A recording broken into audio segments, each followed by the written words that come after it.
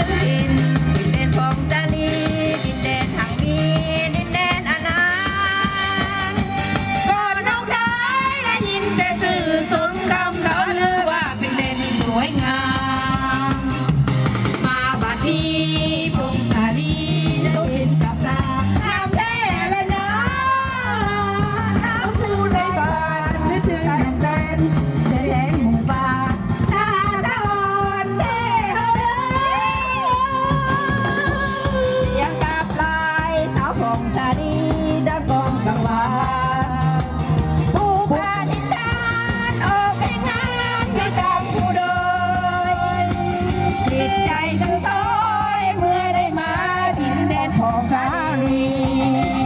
เมื่ออ่างน้ำมูลเย็นเกิดสายเมื่อน้ำน้ำใจสาวพงสาลีเย็นเย็นจะใจให้เธอเอาไว้สมคำเก่าหาว่าเป็นแดนของสา